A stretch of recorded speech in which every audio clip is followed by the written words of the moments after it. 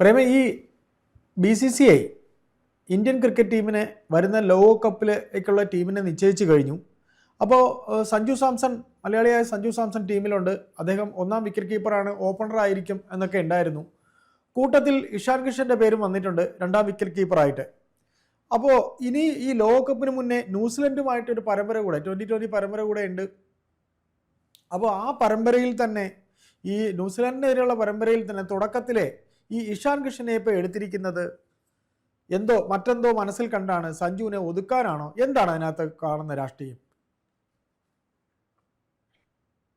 ചേട്ടാ, ഇതില് സഞ്ജു എങ്ങനെയാണ് ഈ ലോകകപ്പ് ടീമിൽ ഉൾപ്പെട്ടത് എന്നുള്ള ചരിത്രം എല്ലാവർക്കും അറിയാവുന്ന സംഗതിയാണ്.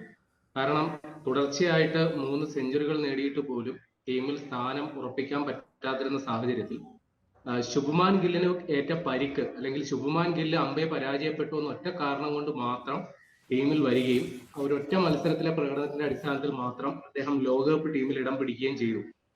കൂട്ടത്തിൽ ഏറെ ഞെട്ടിക്കുന്ന ഒരു ഉൾപ്പെടുത്തലായിരുന്നു ഇഷാൻ കിഷന്റേത്. കാരണം നമ്മളൊരു ലോകകപ്പ് ടീം പ്രഖ്യാപിക്കുന്നതിന് മുൻപ് ഒരു വർഷം അല്ലെങ്കിൽ 2 വർഷക്കാലം ടീമിൽ അതുവരെ കളിച്ചിട്ടുള്ളവരുടെ പ്രകടന മികവ് വിലയിരുത്തിയിട്ടാണ് അവരെ ലോകകപ്പിലേക്ക് പരിഗണിക്കുക. പക്ഷെ ഇഷാൻ കിഷൻ ഇന്ത്യക്ക് വേണ്ടി അവസാനമായ ഒരു T20 കളിച്ചത് 2023 ഡിസംബറിലാണ്. അതായത് കൃത്യം പറഞ്ഞ ഒരു 2 വർഷ കാലയളവിൽ ഇഷാൻ കിഷൻ ഇന്ത്യക്ക് വേണ്ടിയിട്ട് T20 മത്സരങ്ങൾ കളിച്ചിട്ടേ ഇല്ല. അപ്പോ ഏത് മാനദണ്ഡത്തിന്റെ അടിസ്ഥാനത്തിലാണ് ഇഷാൻ കിഷൻ ടീമിൽ വന്നതെന്ന് പറഞ്ഞാൽ വേറെ നിവൃത്തിയില്ല. ഒരു ഓപ്പണർ ശുഭ്മാൻ ഗില്ല് ഫോമൗട്ടായി പോയി, ശുഭ്മാൻ ഗില്ലിനെ ടീമിൽ നിന്ന് ഒഴിവാക്കാതെ വേറെ നിവൃത്തിയില്ല. അപ്പോ ഒരു ഓപ്പണർ എന്ന രീതിയിലും ഒരു രണ്ടാം വിക്കറ്റ് കീപ്പർ എന്ന രീതിയിലും മാത്രമാണ് ടീമിൽ ഒഴിവുള്ളത്. അപ്പോൾ ഇഷാൻ കിഷനെ അങ്ങോട്ട് കെട്ടിയിറക്കുകയായിരുന്നു. പക്ഷെ അദ്ദേഹം സമീപകാലത്ത് അദ്ദേഹത്തിന്റെ ഫോം ഉജ്ജ്വലമാണ്. ഇപ്പോ സയ്യിദ് മുഷ്താഖ് അലി ട്രോഫിയിലെ അദ്ദേഹത്തിന്റെ മികവിലാണ് ജാർഖണ്ഡ് കിരീടം നേടിയത്. 517 റൺസാണ് ആ ടൂർണമെന്റ് ഇഷാൻ കിഷൻ നേടിയത്. 2 സെഞ്ചുറിയും നേടി. 197 സ്ട്രൈക്ക് റേറ്റിൽ ആണ് അദ്ദേഹം ആ 517 റൺസ് അടിച്ചെടുത്തത്. അപ്പൊ ആ പ്രകടന മികവ് മാത്രം കണക്കിലെടുത്താണ് അദ്ദേഹത്തെ നേരെ ആഭ്യന്തര മത്സരങ്ങളിലെ മികവ് മാത്രം പരിഗണിച്ചുകൊണ്ട് നേരെ ഒരു ലോകകപ്പ് ടീമിൽ ഉൾപ്പെടുത്തിയത്. അപ്പോഴാണ് BCCIക്ക് ബുദ്ധി ഉദിച്ചത്. വലിയ അബദ്ധമായി പോയല്ലോ. കാര്യം മത്സര പരിചയമില്ലാത്ത ഒരാളെ നേരെ കൊണ്ടുവന്ന് ലോകകപ്പ് ടീമിൽ ഉൾപ്പെടുത്തുന്നു. അപ്പൊ ഇനി മത്സര പരിചയം ഉണ്ടാക്കാം എന്നുള്ള അജണ്ടയുടെ ഭാഗമായിട്ട് ഇപ്പൊ അതിനു മുമ്പ് നമ്മുടെ ന്യൂസിലാൻഡിനെതിരെയുള്ള പരമ്പരകൾ മാത്രമാണ് അവശേഷിക്കുന്നത്. ന്യൂസിലാൻഡ് ഇന്ത്യയില് അടുത്ത മാസം 11 മുതൽ ഇന്ത്യയിൽ കളിക്കുന്നുണ്ട്. 3 ഏകദിനങ്ങളും 5 T20 മത്സരങ്ങളുമാണ് കളിക്കുന്നത്. അപ്പൊ ഇവിടെ ഇഷാൻ കിഷന് അവസരങ്ങൾ കൊടുക്കുക എന്നുള്ള അജണ്ടയുടെ ഭാഗമായി അദ്ദേഹത്തെ ഏകദിന ടീമിലേക്ക് വലിച്ചിഴക്കാനാണ് ഇപ്പോൾ ഉദ്ദേശിക്കുന്നത്. അപ്പൊ ഏകദിന ടീമിൽ ഉൾപ്പെടുത്തുമ്പോൾ നേരത്തെ ഉണ്ടായിരുന്ന ഋഷഭ് പന്തിന്റെ സ്ഥാനം തെറിക്കുമെന്നാണ് ഇപ്പൊ പുതിയ വരുന്ന വാർത്തകൾ. ദക്ഷിണാഫ്രിക്കയ്ക്കെതിരെയുള്ള പരമ്പരയിൽ KL രാഹുൽ ടീമിൽ ഉണ്ടായിരുന്നെങ്കിലും ഋഷഭ് പന്തിനെ 2ാം വിക്കറ്റ് കീപ്പറായിട്ട് ടീമിൽ ഉൾപ്പെടുത്തിയിരുന്നു. അപ്പൊ ഈ ന്യൂസിലാൻഡിനെതിരെയുള്ള ഏകദിന പരമ്പരയിൽ ഋഷഭ് പന്തിനെ ഒഴിവാക്കിയിട്ട് പകരം ഇഷാൻ കിഷനെ ടീമിൽ എടുക്കുക, ഇഷാൻ കിഷനെ മത്സരിപ്പിക്കുക, കളിയിൽ ഇറക്കാൻ തന്നെയാണ് സാധ്യത. കാര്യം അദ്ദേഹത്തിന്റെ സമീപകാല ഫോം ഒക്കെ പരിഗണിക്കുമ്പോൾ അതിന് സാധ്യതയുണ്ട്. അതോടൊപ്പം തന്നെ ഇന്ത്യയുടെ നിലവിലെ ക്യാപ്റ്റൻ ശുഭ്മാൻ ഗില്ല് ഇപ്പോ പരിക്കിനെ തുടർന്നാണ് ഇപ്പോ വിട്ടു നിൽക്കുന്നത്. ദക്ഷിണാഫ്രിക്കയ്ക്കെതിരെയുള്ള പരമ്പരയില് KL രാഹുലായിരുന്നു ക്യാപ്റ്റൻ. ഒരുപക്ഷെ ശുഭ്മാൻ ഗില്ല് പരിക്ക് യാഥാർത്ഥ്യമാണെങ്കിൽ അദ്ദേഹം ന്യൂസിലാൻഡിനെതിരെയുള്ള പരമ്പരയിൽ കളിക്കാൻ സാധ്യത തീരെയില്ല. അങ്ങനെയാണെങ്കിൽ ഇന്ത്യയുടെ ഓപ്പണറായിട്ട് ഇഷാൻ കിഷൻ അവതരിക്കാനാണ് സാധ്യത. അങ്ങനെ വന്നു കഴിഞ്ഞാൽ അത് സഞ്ജു സാംസനെ ഒതുക്കാനുള്ള അജണ്ടകളുടെ ഭാഗമായിട്ടാണ് എന്നാണ് മനസ്സിലാക്കപ്പെടുന്നത്. കാരണം ഇഷാൻ കിഷൻ ഇപ്പോ അത്യുജ്വല ഫോമിലാണ്. ഒരു 1-2 ഇന്നിങ്സിൽ ഒരു മികച്ച പ്രകടനം നടത്തിയെങ്കിൽ തന്നെ ഇഷാൻ കിഷനെ, സഞ്ജുവിന് പകരം ഇഷാൻ കിഷനെ T20 ലോകകപ്പിൽ ഓപ്പണർ ആക്കണമെന്ന് ചില കോണുകളിൽ നിന്ന് ആവശ്യം ഉയരുന്നുണ്ട്. ആ ആവശ്യം ബലപ്പെടാനുള്ള സാധ്യത വർദ്ധിക്കുകയാണ് ഇതോടുകൂടി. ഒരു പക്ഷേ ന്യൂസിലാൻഡിനെതിരെയുള്ള T20 പരമ്പരയിലും ഇഷാൻ കിഷൻ അവസരം കൊടുത്തേക്കാം. അപ്പൊ ഇഷാൻ കിഷൻ ഈ പരിമിതമായി കിട്ടുന്ന അവസരങ്ങളിൽ 1-2 മികച്ച പ്രകടനങ്ങൾ നടത്തിയാൽ ഒരു പക്ഷേ T20 ലോകകപ്പിൽ സഞ്ജുവിന്റെ സ്ഥാനം ചോദ്യം ചെയ്യപ്പെട്ടേക്കാം. ഒരു പക്ഷേ ഓപ്പണർ എന്ന രീതിയിൽ പോലും ഇഷാൻ കിഷനെ അവതരിപ്പിക്കാനുള്ള സാധ്യത നമുക്ക് തള്ളിക്കളയാനാവില്ല. ഇപ്പോൾ തന്നെ പല കോണുകളിൽ നിന്നും ഇഷാൻ കിഷന് വേണ്ടിയിട്ട് മുറവിളി ഉയർന്നു കഴിഞ്ഞു. പ്രത്യേകിച്ച് അദ്ദേഹത്തിന്റെ പരിശീലകനായിരുന്ന ഉത്തം മജുംദാർ അദ്ദേഹം തന്നെ പറഞ്ഞു, ഇഷാൻ കിഷൻ ഏറ്റവും ഫലപ്രദമാവുക ഓപ്പണർ എന്ന രീതിയിലാണ്. സമീപകാലത്ത് ഇപ്പൊ IPL ആണെങ്കിലും സയ്യിദ് മുഷ്താഖ് അലി ട്രോഫിയിലാണെങ്കിലും അദ്ദേഹം ഓപ്പണർ എന്ന രീതിയിൽ വലിയ അറ്റാക്ക്, അതായത് ഇപ്പോൾ നമ്മുടെ ഇന്ത്യയുടെ ടീമിലെ ഏറ്റവും മികച്ച ആക്രമണോത്സുകത കളിക്കുന്നത് അഭിഷേക് ശർമ്മയാണ്. അഭിഷേക് ശർമ്മയേക്കാൾ വലിയ ആക്രമകാരിയാണ് ഇഷാൻ കിഷൻ എന്നാണ് ഇവരുടെ അവകാശവാദം. ആ അവകാശവാദം നമുക്ക് പൂർണ്ണമായി തള്ളിക്കളയാൻ ആവില്ല. ഇഷാൻ കിഷന്റെ ശൈലി പരിശോധിക്കുമ്പോൾ അത് സത്യവുമാണ്. ഇഷാൻ കിഷൻ വളരെ ആക്രമണോത്സുകത കളിക്കുന്ന ഒരു ബാറ്റർ തന്നെയാണ്. പക്ഷേ പ്രശ്നം എന്തെന്നാൽ ഇന്ത്യക്ക് വേണ്ടി ഇത്രയും കാലം കളിച്ച് ഇന്ത്യൻ ടീമിൽ വലിയ കഷ്ടപ്പെട്ട ഇടം നേടിയ സഞ്ജു സാംസണെ ഒരു പക്ഷേ ഈ പെട്ടെന്ന് പൊട്ടിമുളച്ച ഇഷാൻ കിഷന്റെ ആ പ്രകടന മികവ് കൊണ്ട് അളന്ന് ഒതുക്കി തീർക്കുമോ എന്നുള്ളതാണ് അറിയേണ്ടത്.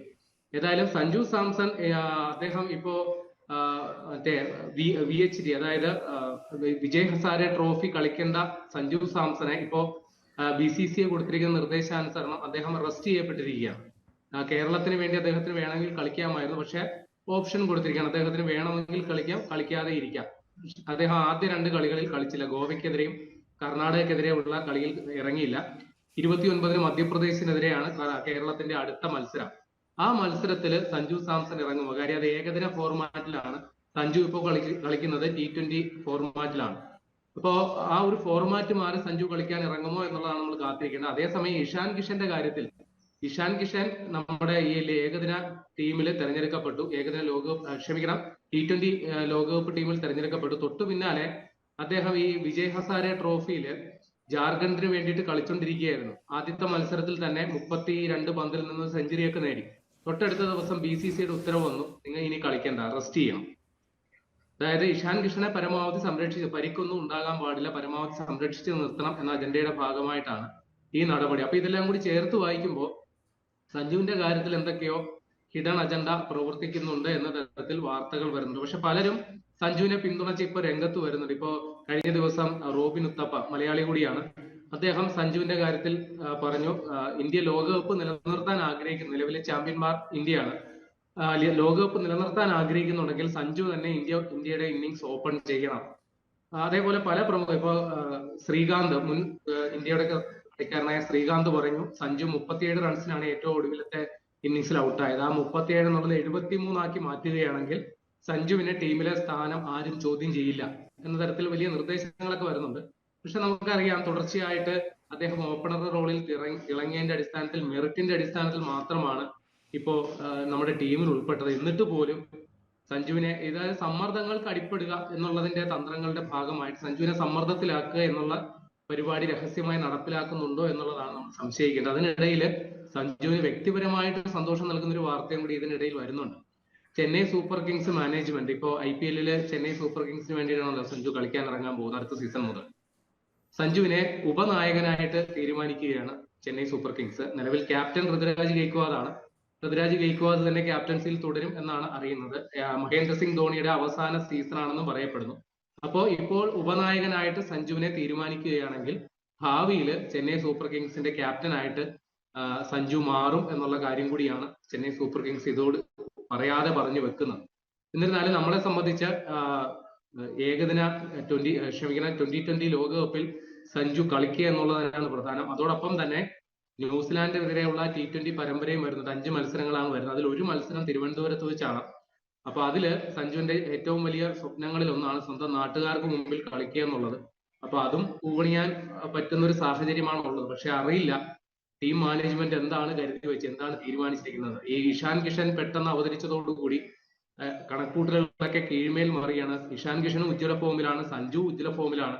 ആർക്കാണ് നറുക്ക് വീഴുന്നത് എന്നുള്ള ഒരു ആകാംക്ഷയിലാണ് ക്രിക്കറ്റ് നിരീക്ഷകരടക്കമുള്ളവർ. ഏതായാലും സഞ്ജുവിന്റെ കാര്യത്തിൽ 1ാം വിക്കറ്റ് കീപ്പർ ആയിട്ട് തന്നെയാണ് ടീം മാനേജ്മെന്റ് പ്രഖ്യാപിച്ചിരിക്കുന്നത്. പക്ഷെ എന്താണ് സംഭവിക്കാൻ പോകുന്നത് എന്നുള്ളത് കാത്തിരുന്ന് കാണേണ്ട അവസ്ഥയിലാണ് കാര്യങ്ങൾ മുമ്പോട്ട് പോകുന്നത്.